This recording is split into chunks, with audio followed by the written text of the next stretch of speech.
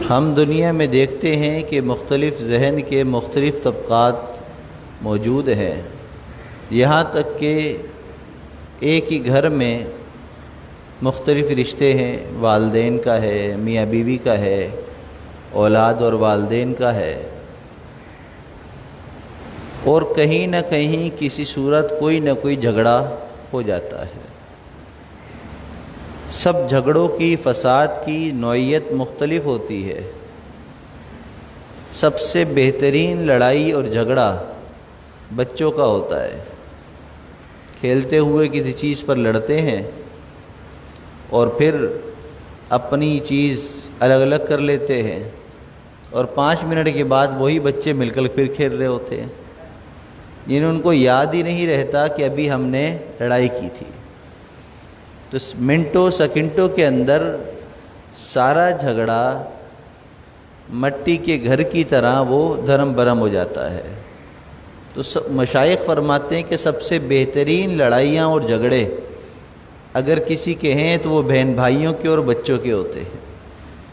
تو ہم بڑوں کو ان چیزوں سے سبق سیکھنا چاہیے، چاہے والدین سے ہو، چاہے میاں بیوی کا ہو، چاہے جوانوں کا ہو، پڑوسیوں کا ہو، دوستوں کا ہو۔ ہر ایک کو جب کوئی نفس اور شیطان جھگڑے کے اندر مبتلا کرے تو اس کو چاہیے کہ وہ بچوں والی سوچ بنا لے، اور بچوں والی سوچ جب انسان بنائے گا تو سب کچھ ختم ہو جائے گا۔ اب یہ بڑے ہونے کے بعد جو جھگڑے ہوتے ہیں آپس میں، یہ ختم کیوں نہیں ہوتے؟ اس کی وجہ کیا ہے؟ حدیث مبارکہ میں اللہ کے محبوب صلی اللہ علیہ وسلم نے فرمایا، ایاکم والظن، تم گمان سے بچو، فإن اکذب الحدیث، اس لیے کہ گمان زیادہ تر جھوٹے ہوتے ہیں۔ آسان الفاظ میں یوں کہیے کہ بدگمانی یہ انسان کو جھگڑوں کی طرف لے کر جاتی ہے، اور تمام لڑائی اور فساد کی جو بنیاد ہے وہ بدگمانی ہے۔ اور جب انسان کو بدگمانی ہو جاتی ہے تو پھر اس کی مثال بالکل ایسی ہے جیسے شیطان نے شیرہ لگا دیا، اور اس شیرہ لگانے کے بعد قتل تک چلی گئی۔ شیطان سے جب کہا کہ بھئی تیری وجہ سے لڑائی ہوئی، کہتا ہے میں نے تو صرف ایک انگلی لگائی تھی، میں نے تو کچھ بھی نہیں کیا۔ تو بدگمانی بالکل معمولی سی ہوتی ہے، مکھی کے برابر، مچھی کے برابر، مچھر کے برابر۔ لیکن جب انسان اس معمولی چیز کو فوکس کرتا ہے، جیسے ہم یہاں سے ہم کہیں دور کی کیمرے سے ویڈیو بنا رہے ہوں، پکچر بنا رہے ہوں، آج کل کے دور کی مثال دینا تو آسان ہے، سمجھ میں بھی آ جاتی ہے۔ ہم اس کو زوم کرتے ہیں، کیا کرتے ہیں؟ زوم کرتے ہیں، اور جب زوم کرتے ہیں تو وہ ہزاروں میل دور کی چیز بھی ہمیں بالکل قریب نظر آتی ہے، اور وہ چھوٹی سی چیز بہت بڑی نظر آتی ہے۔ تو بالکل یہی مثال بدگمانی کی ہے کہ جب انسان کے دل کے اندر بدگمانی آ جاتی ہے تو وہ معمولی نقطے کے برابر جو چیز ہوگی بدگمانی کی والی، وہ بہت بڑی نظر آئے گی، اور انسان یہ محسوس کرے گا کہ یہ اتنی بڑی ہے تو اس سے علاوہ کتنی بڑی بڑی برائیاں ہوں گی، لہذا جھگڑے کھڑے ہو جاتے ہیں۔ تو اس لیے بہت ہی آسان سا طریقہ ہے کہ اپنے آپ کو ہم بدگمانی سے بچائیں۔ اور بدگمانی کیوں آتی ہے؟ بدگمانی آتی ہے شیطان کے وسوسوں کی وجہ سے، نفس کے وسوسوں کی وجہ سے۔ وسوسہ دل میں آتا ہے، مثال کے طور پر میں نماز پڑھ رہا ہوں، اب شیطان نے میرے اندر وسوسہ ڈالا، یار پتری نماز میں 2 رکعت ہوئی ہے، 3 ہوئی، اب میں شک میں پڑ گیا، وسوسہ آ گیا مجھے۔ اب اس وسوسے پر اگر میں قائم رہوں گا تو نماز میری ٹوٹ جائے گی۔ اسی طرح میں نے وضو کیا، وضو کرنے کے بعد پاؤں دھو رہا تھا تو مجھے ایسا لگا میں نے چہرہ تو دھویا ہی نہیں، حالانکہ دھو چکا ہوں، لیکن وسوسہ آ رہا ہے کہ میں نے نہیں دھویا۔ اب جن لوگوں کو یہ بیماری لگ جاتی ہے تو پھر ان کو 100 دوائیں استعمال کر لو، ان کا علاج نہیں ہوتا۔ تو اس لیے ہم وسوسوں سے اپنے آپ کو بچائیں، اور وسوسوں سے بچانے کے لیے اللہ کے محبوب صلی اللہ علیہ وسلم نے بہت ہی آسان ہمیں نسخہ بتلایا ہے، لا حول ولا قوت الا باللہ۔ آپ جس کام میں آپ کو وسوسے آتے ہیں، بدگمانیاں پھر کھڑی ہو جاتی ہیں، تو آپ اس کام کے لیے ہر نماز سے پہلے اور ہر نماز کے بعد 11 مرتبہ لا حول ولا قوت الا باللہ پڑھیں۔ نہ جھگڑے ہوں گے، نہ وسوسے آئیں گے، نہ بدگمانی ہوگی، نہ پھر لڑائیاں کھڑی ہوں گی، چاہے وہ دو افراد کی ہوں، چاہے وہ دو جماعتوں کی ہوں، چاہے وہ دو پارٹیوں کی ہوں، چاہے وہ گھر کا فساد ہو، چاہے دوستوں کا ہو، چاہے فیکٹری کے اندر ملازمین کے اندر ہو جائے، کہیں پر بھی ہو جائے، اس کی بنیاد وسوسے اور بدگمانی ہے، یاد رکھیے گا۔ کیوں؟ اس لیے کہ حدیث مبارکہ کے مفہوم سے ہمیں یہ پتہ چلتا ہے کہ اگر تم کسی کے اندر کوئی برائی دیکھو تو تم دیکھنے کے بعد بھی اس پر یقین نہ کرو، اور یقیناً اس کے اندر وہ گناہ، وہ برائی موجود ہو تب بھی تم اس کی وہ 99 نیکیاں اور اچھائیاں یاد کرو تاکہ وہ برائی تم سے دب جائے۔ اس چیز کا حکم ہے۔ تو پتہ یہ چلا کہ برائی سے کوئی پاک نہیں ہے، گناہ سے کوئی پاک نہیں ہے، غلطی سے کوئی مبرہ نہیں ہے۔ لہذا ان غلطیوں، گناہوں اور براؤں کو نظر انداز کرنے کا طریقہ یہ ہے کہ جس کے بارے میں دل میں ایسا گمان یا خیال آئے تو فوراً اس کی اچھائیوں کو سوچنے لگ جاؤ، اور اچھائیوں کو سوچنے میں چاہے تمہاری زندگی ایسی ہی گزر جائے، کوئی حرج کی بات نہیں ہے۔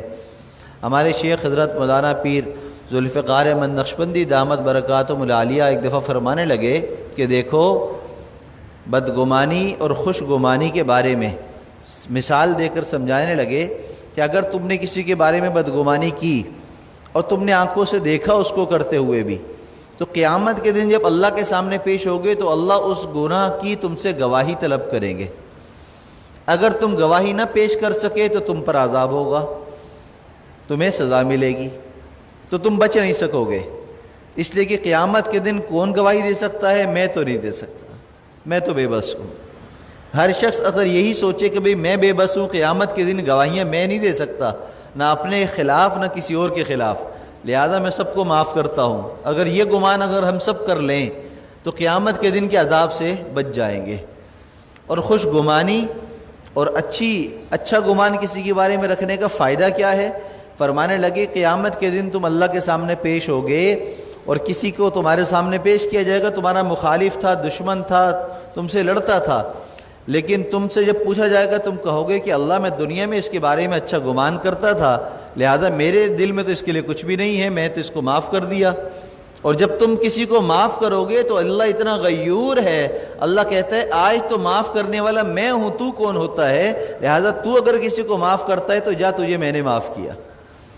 تو بدگمانی سے انسان دنیا میں بھی پھنسے گا، پریشان ہوگا، اور آخرت کے اندر بھی پریشان ہوگا، اور آخرت میں خوش گمانی سے دنیا کے اندر بھی زندگی سکون میں رہے گی اور آخرت میں بھی بچ جائے گا۔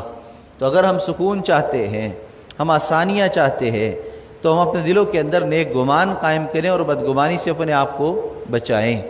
ایک مثال سے میں آپ کو بات سمجھاؤں۔ ایک نوجوان بازار سے گزر رہا تھا کہ ایک بڑے میاں سے اس کی ٹکراؤ ہو گیا، جیسے عام طور پر ہو جاتا ہے، کبھی بائک لگ گئی، کبھی گاڑی لگ گئی، کبھی ویسی آمنا سامنا ہو گیا، لڑائی ہو گئی۔ اب جب ہوئی تو وہ نوجوان تھا، وہ جو کہہ سکتا تھا اس نے کہہ دیا۔ اب وہ بڑے میاں کمزور تھے، بوڑھے تھے، کچھ کہہ نہیں سکے۔ اور یہ بات ہمیشہ یاد رکھے کہ یہ انسانی فطرت ہے، جو بظاہر کمزور ہوتا ہے اس کے اندر پھر غصہ پیدا ہو جاتا ہے۔ کیا پیدا ہوتا ہے؟ غصہ۔ اور غصہ انسان سے پھر گناہ کراتا ہے۔ اب وہ سوچنے لگے کہ یار اس سے میں نے بدلہ تو لیا نہیں اور کچھ کہا بھی نہیں، لیکن اب میں اس کو چھوڑوں گا نہیں، اب موقع کی تلاش۔ تو اب انہوں نے کیا کیا کہ کچھ دیر گزری کہ ایک آدمی گزرا، اس کو کہنے لگے تمہیں پتہ ہے اس کے بارے میں جس سے جھگڑا ہوا تھا؟ کہ کیا ہوا؟ کہا کہ مجھے پتہ چلا ہے وہ چور ہے۔ کیا ہے؟ چور ہے۔ اب چوری کے بارے میں، اس کے بارے میں لوگوں کو کہنا شروع کر دیا، یہاں تک کہ پورے شہر میں، پورے علاقے میں یہ مشہور ہو گیا کہ فلاں نوجوان چور ہے۔ ثبوت کسی کے پاس نہیں ہے، گواہ کسی کے پاس نہیں ہے۔ ایک بندے نے اپنا غصہ نکالا، اس کو چور کہا، اس سب میں وہ چور مشہور ہو گیا۔ اللہ کی شان، کچھ ہی دنوں کے اندر علاقے میں کسی گھر میں چوری ہو گئی۔ جب چوری ہوئی تو پھر سب لوگوں نے کہا کہ یار وہ بندہ ہے نا، اسی نے چوری کی ہوگی، اس لیے کہ وہ مشہور ہے۔ جیسے علاقوں میں ہمارے ہاں بھی ایسا ہوتا ہے نا، اگر کسی ایک پر کوئی FIR کو کوئی دھبا لگ جائے تو جب بھی علاقے میں کچھ ہوگا کہیں گے اسی کی وجہ سے ہوا ہوگا یا اسی نے کیا ہوگا۔ علاقے میں کوئی بائک چور مشہور ہوتا ہے، کوئی گھروں میں ڈکیت مشہور ہوتا ہے، کوئی کلر مشہور ہوتا ہے۔ کیسے ہوتا ہے؟ یہ ایسے ہی ہوتا ہے، کیا کچھ نہیں ہوتا بعضوں نے، لیکن لوگوں کی بدگمانیاں اور پھیلانے کی وجہ سے، افواہوں کی وجہ سے وہ مشہور ہو جاتا ہے۔ اب وہ مشہور چونکہ تھا تو پنچایت نے کہا کہ اس کو پکڑ لو، گرفتار کرو اس نے چوری کی ہوگی۔ جب اس کو پنچایت کے سامنے پیش کیا گیا تو اس نے اپنی بات بیان کر دی، بھی چوری اس وقت ہوئی ہے، وہاں تو میں تھا نہیں، گواہ بھی پیش کر دیے، بری ذمہ ہو گیا۔ جب بری ذمہ ہو گیا تو ابھی چور کون ہے؟ اس نے کہا یہ تو مجھے پتہ نہیں چور کون ہے، لیکن مجھ پر الزام کیوں لگا ہے یہ میں آپ کو بتلا دوں۔ اور مجھ پر الزام اس لیے لگا ہے کہ فلاں شخص سے میری بد کلامی ہوئی تھی، فلاں شخص سے میرا جھگڑا ہوا تھا، تو اس بندے نے میرے بارے میں یہ افواہ پھیلائی تھی کہ میں چور ہوں۔ اب جو پنچایت کا سرپنچ تھا وہ بڑا سمجھدار تھا، ہوشیار تھا، اس نے اس بڑے میاں کو بلایا۔ جب وہ پنچایت میں آیا تو اس نے کہا کہ بھئی بات یہ جو کہہ رہا ہے یہ صحیح ہے؟ اس نے کہا ہاں بات تو ایسی ہے، لیکن اب مجھے بڑی ندامت ہے، مجھ سے غلطی ہو گئی۔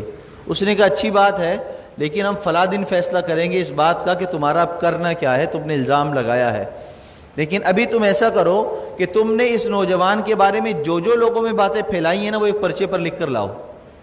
اب جب اس نے پرچے پر لکھی تو پتہ نہیں کیا کچھ لکھا، گالیاں بھی، بدگمانیاں بھی، چوریاں بھی، جو اس کے بارے میں لوگوں کو کہتا رہتا تھا وہ جب وہ ساری اس سے لکھوا لی تو سرپنچ نے کہا کہ اب جو ہے اس کاغذ کو پھاڑو۔